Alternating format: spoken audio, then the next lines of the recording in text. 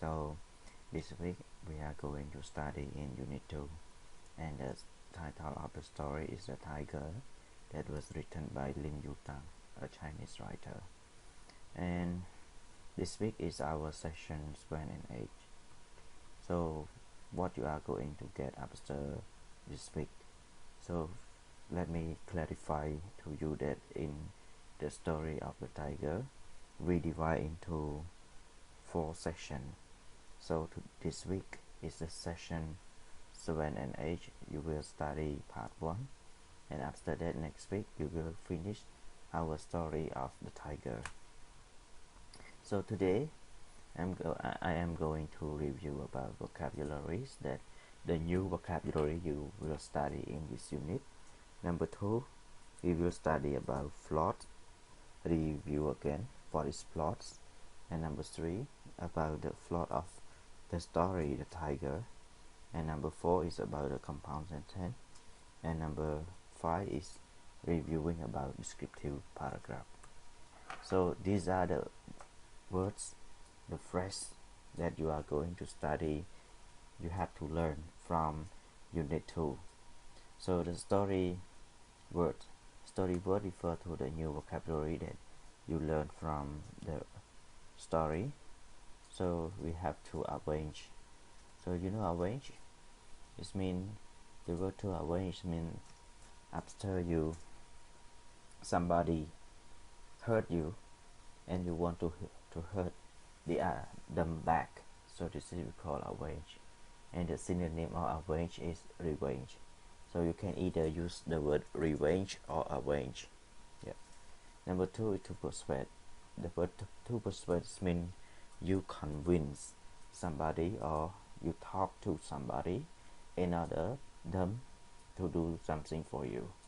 Like I'm giving one example, that you persuade your friends to study hard. It means you try to make them, to tell them anything in order to make them to study hard.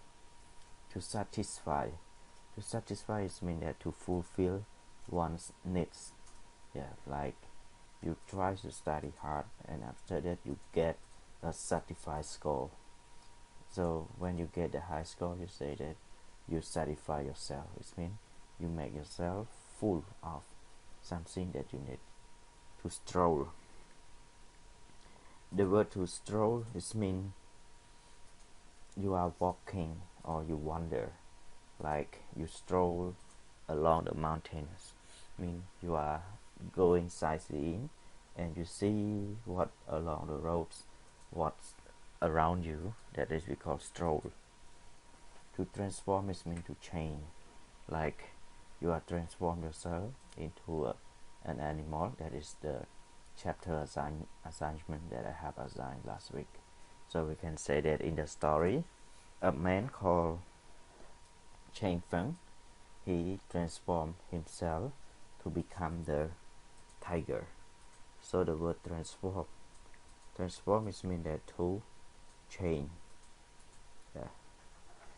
And there are some new words for you to learn, like we have altitudes.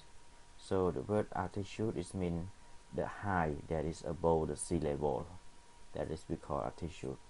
So like when you go to the peak of the mountains, that is the high altitude from the sea level. Circumstance, it refers to any conditions that come, that is the barrier for your mission. Companion, it refers to friends. Yeah, it refers to friends. It is not a best friend, but companion is mean like you are traveling and the people that are travel along the way with you, that is we call companion. Yeah. Exception is mean to give extra on something. Luggage is mean suitcase. Yeah, it's a bag or clothes that you put for something. Ring is mean the control of the governments of a king. That is we call the rings. Like for example, the Ankara is the ring of Jayavaraman the seventh. So that is we call the ring. Vicinities. So what do you mean by the word vicinities? The word vicinity means that the area, the district that is surrounds nearby you, that is we call vicinities. And distance refer to destinations, that is the target that you want to go. Noble, it means respectful. Refreshing, it means something fresh. Mysteriously, it means something that you don't know what have happening. Okay, so we go to the word that relate to the tiger. Describe about the tigers. So we have to consume. If you focus about the animal, especially related to the tiger, it means to eat, to fulfill the something. Scratch means you bend yourself below in order to hide yourself from something. Gnaw, the word gnaw means like you feel hungry and your body, yourself gnaw. Yeah, it means your stomach. They have like you are having a butterfly in your stomach. Yeah, brow.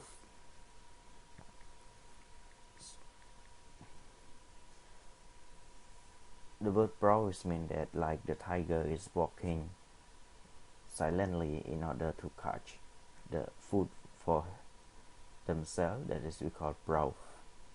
Yeah, browse. Enemy, it refers to related to people or the something that fight against you. Instinct, that is the nature of being something. Strength, that is refer to the power you have.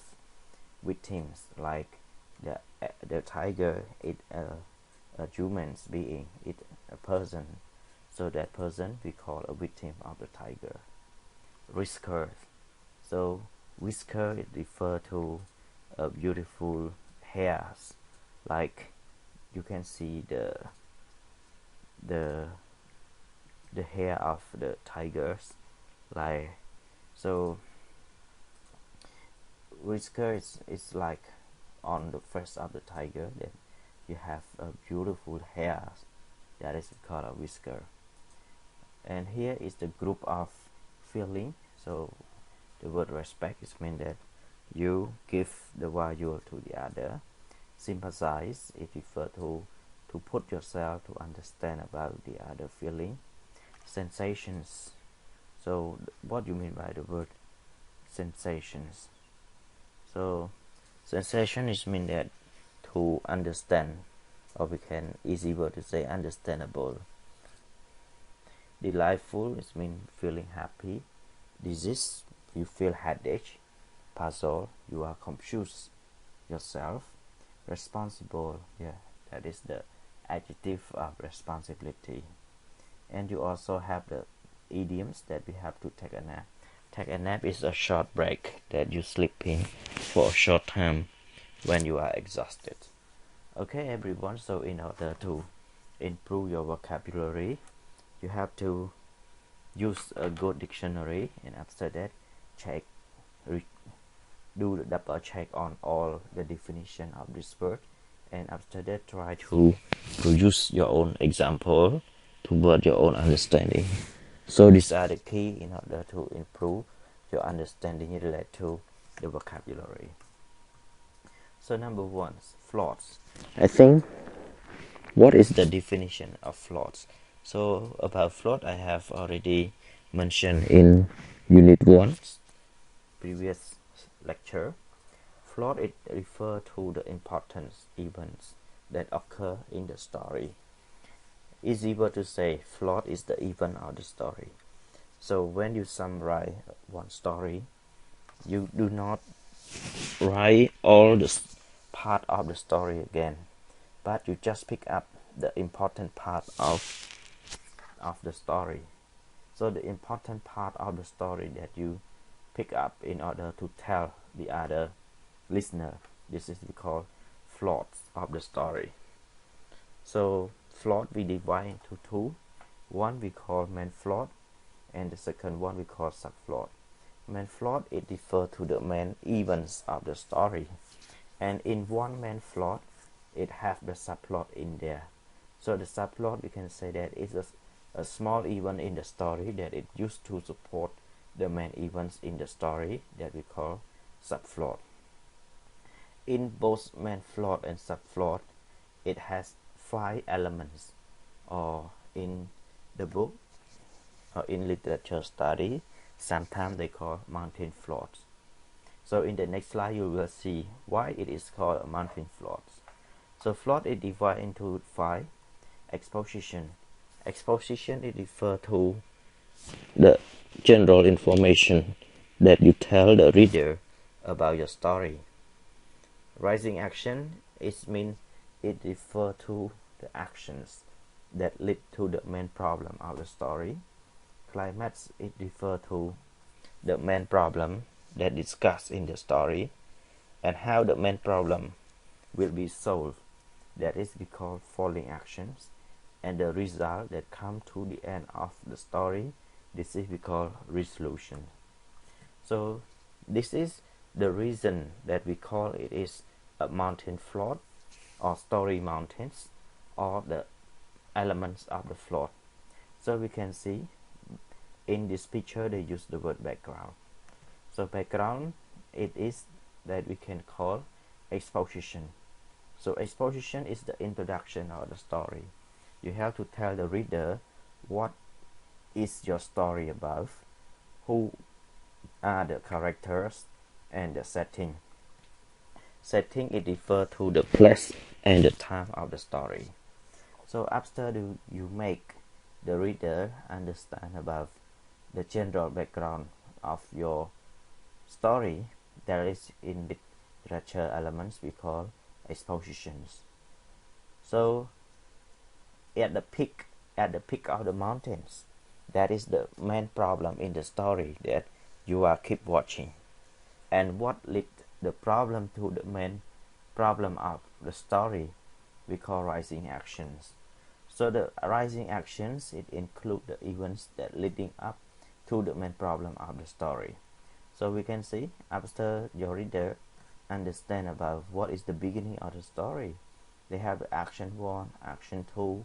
So all these actions, they lead to the problems. And the problem, the biggest problem in the story, we call climax. And I always keep saying that when you read a story or you watch a movie, if it doesn't have the problem, I don't think it is called a story or it is called a movie. So that's why every story, every movie you are watching, they always have the problem inside to make you feel attracted to the story. And when you have the problem, how the problem is solved, you call falling actions. So falling action is mean when the character work to solve the problem. And when you come at the end of the story, this is we call what? That is we call resolution. That is come to the end of the story. However, that is the big picture of one story that you can see, that we have exposition, rising action, climax, falling actions, and resolution. However, in each process that you from background to the rising action, from rising action to the climax, they also have several main points on that way. So the several main points, that is also, we can say that one of the important part as well. So it is called subplot. So this the big picture is the plot of the story, and the problems that happen once, happen seconds, happen thirds during connection of the story, this is we call subplot. So like here, that you start from here and until you come, before you come to the climax, they also have the subplot 1 and subplot 2, and the element inside of the subplot is the same to the elements of the plots. So to make you understand clearly about the plot of the tiger, so this is the beginning of the plot of the tiger. So Chang Feng, who is Chang Feng? Chang Feng is the main characters of the story, the tiger. So he is living in the north, and one day he was going to visit the southern part of the China. So while he was enjoying of walking through the mountain, the grass, fresh air, yeah, he felt disease and he took a nap. And after that he got up, he became a tiger. So we can say that while he was enjoying of his transformation, he was hungry and everyone was afraid of him. So he ate leaves while he was walking in the mountains.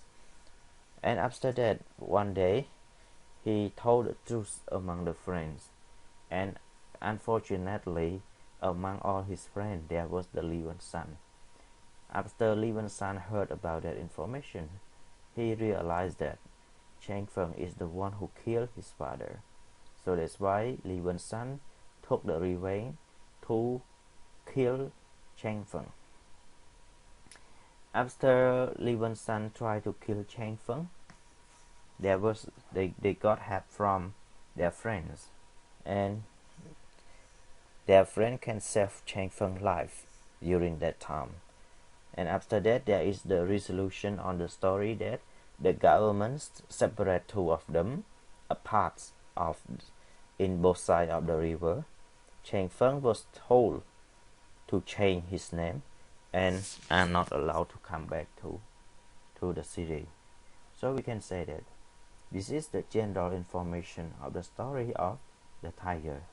So if you are the reader, you will know that the main character of the story, his name is Chang Feng, and the story happened at the southern part of China. And what is the biggest problem? The biggest problem is mean that two of men wanted to kill each other because the main character was accused of killing his father. So what led to the young men want to kill Chang Feng? So we can say this is the rising actions. So rising action is to link from the beginning to the biggest problem in the story. And when you got the story and when you got the problem, how the problem is solved, that is we call falling action. So as you can see in the story of the tiger, the problem is solved by the help of the friend. So friend console Leon's son not to take revenge on Chang Feng, and Chang Feng also told to leave the city as well. And finally, when you come to the end, the governor had give order to take action on that problem. So however, we can say before you reach from the beginning to the biggest problem in the story, we can say there are some subplots that happen here. What are the subplots that I can summarize from the story of the tiger? So we have like Chang Feng was walking along the mountains and immediately he transformed himself, become a tiger. So it is one subplot. Chang Feng wanted to tell his friend about how amazing he was. But when he went to meet people in the village, everyone was afraid of him because he was a tiger. So it is also one of the subplot as well. So that's why we can say that when you understand about the key elements of the plot clearly, I believe that you have the clue or the technique to summarize the story. So in this Chapter 2, we focus about the compound sentence. So let me review from Unit 1 that in English, the sentences are divided into 4 types of sentence. We have simple sentence, compound sentence, complex sentence, compound and complex sentence. But in this Unit 2, we focus on only compound sentence. The word compound is mean two. So sentence, I think you have learned from previous unit already. Sentence is a group of words or a group of phrases that we have at least subject and verb with a completed thought. So when we have subject, you have verb, and it is a completed thought. it is a sentence. And when you use two sentences together to join to make one sentence, it is called compound sentence. However, the way that you join two simple sentence together, you should have connector to join the sentence. So in this unit, we focus about the connector that you call coordinating conjunctions. So why should we make it into compound sentence? In your writing, you have to make your sentence into compound sentence because you want to avoid the choppy sentence. Choppy sentence refer to the way that you write and you use a lot of simple sentence. So like you say that I am Dara, full stop. I am 17 years old, full stop. I study at PPIU, full stop. So in academic writing, if you write like this, it is considered to be in the sentence error. So in order to avoid the sentence error, so that you call choppy sentence, compound sentence is used in order to make your writing become stronger and more interesting.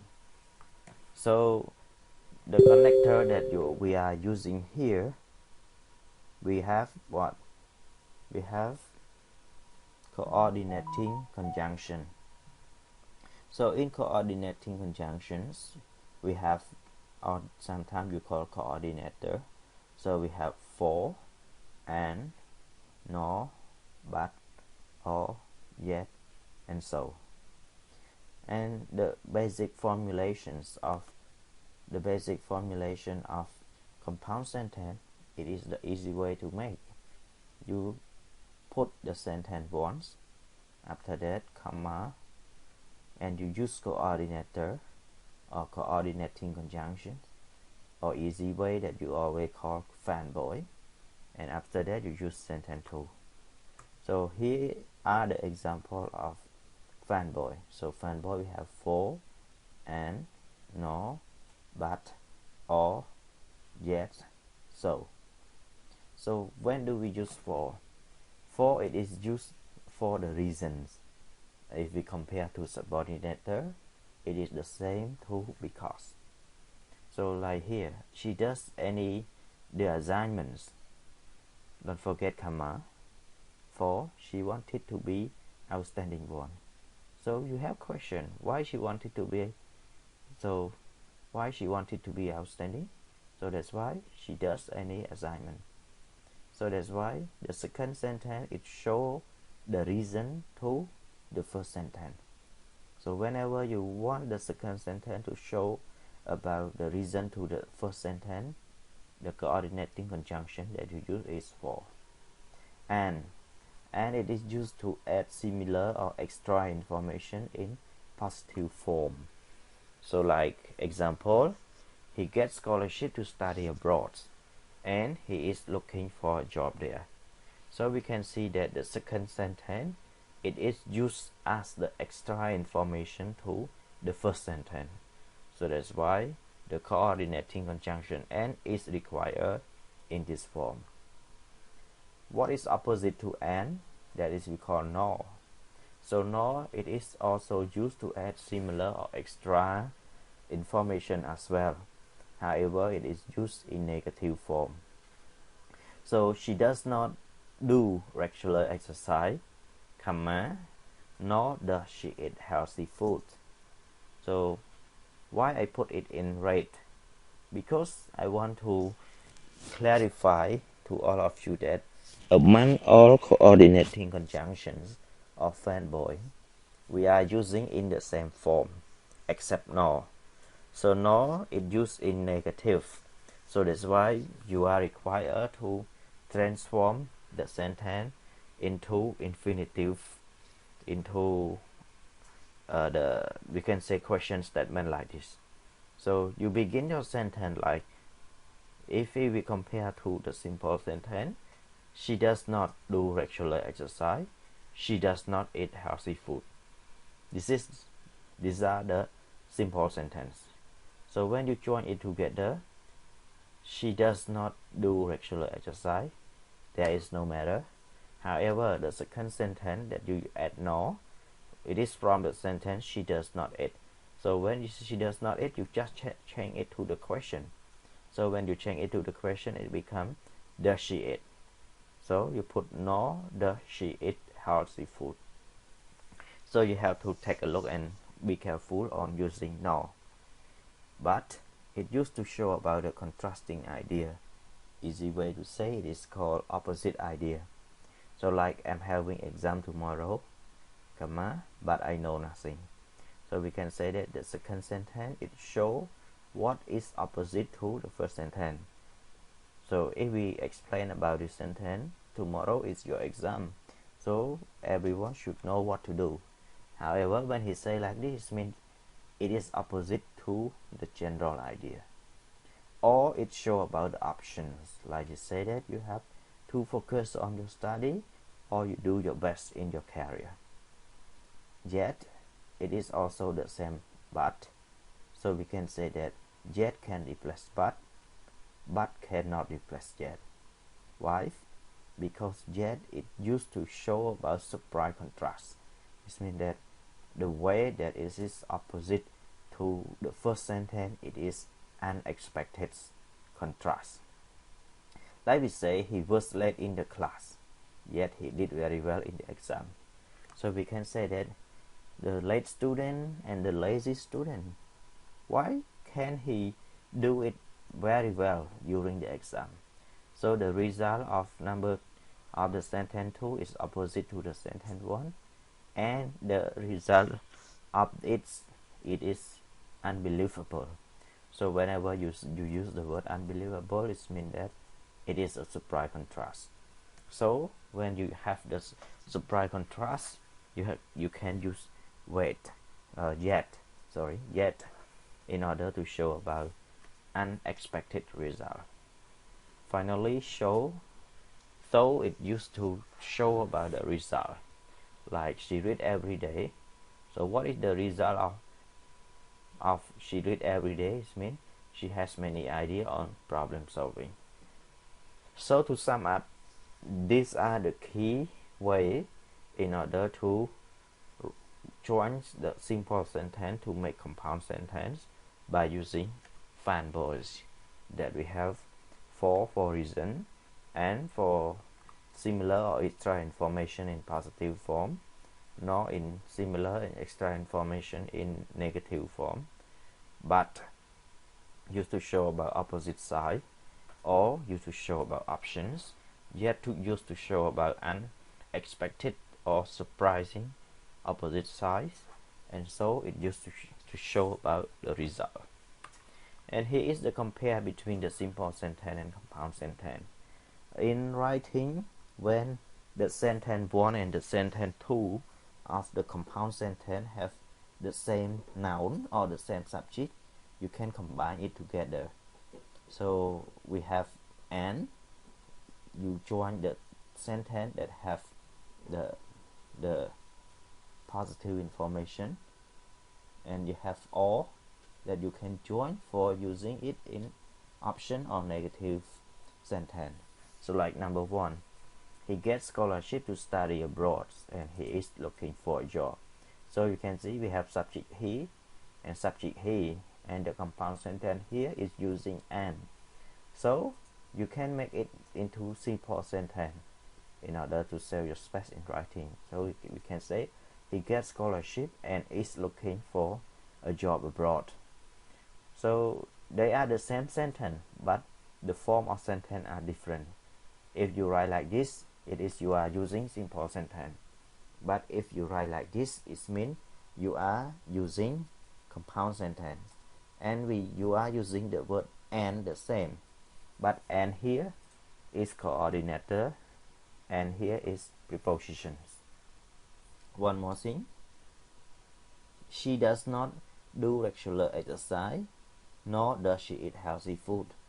So in negative combinations, or it used to show about negative extra information. So we can say she does not do regular exercise or eat healthy food. You cannot use and here because your sentence is in negative form. Finally, you can use or, like you have to focus on your study or you do your best in your career. So you can say you have to focus on your study or do your best in your study. So in this type of sentence, you can, when the subject of the sentence are the same in compound sentence, so it is suggested to write it in simple sentence. As the academic writing learner, I think that you should study about the form of sentence clearly, because I found that some of you are confusing that you are called or this sentence a compound sentence. They are the same thing but in different writing and different type of sentence. So finally, it is the slide that show about descriptive paragraph. So as you already know the title of your paragraph, descriptive from the word to describe. To describe it means that you show or you explain about something. So descriptive paragraph, it is used to describe about a person, a place, or a noun vividly. The word vividly is mean clearly. So example, if you are describing your parent to someone, how would you describe your parents, your father, your mother? So you try to begin to tell the other about how does your parent look, how does your parent like, how are your parents like. Number 2, to write a good descriptive paragraph, in order to get the high score in writing, you have to use adjective, because adjective, as you already know about the meaning of adjective are the words that we use to describe about noun. And why you should use adjective? Because the adjective, it is the keyword or expression that can make the reader have image what you are talking about. A good descriptive paragraph can make the reader have image what the writer is describing in his or her writing. So when you write a descriptive paragraph, the chronological order is still required, because you need to, like you describe about a room, you cannot one point you're talking about this, the second one you're talking about that. No, you have to follow the chronological order. Like you start describe your room from the left, you go to the middle, and you go to the right. And if you describe about a person, you have to state clearly about which point related to that person that you are going to discuss. So here is the formulations of descriptive paragraph. So we started with a topic sentence, as you have already studied in academic writing. Topic sentence, it tells what your paragraph is about. So you have to state topic clearly, what or who you are describing, and controlling idea refer to how many points that you are going to describe about your topic. After that, like if your controlling idea, you have 3. So you have major description 1, major description 2, and major description 3. In each major description, it have to describe by using adjective related to the point that you are describing, and don't forget to give the supporting example. And after that, you come to conclusions. Okay, so I think that's all for today. See you for the next lecture.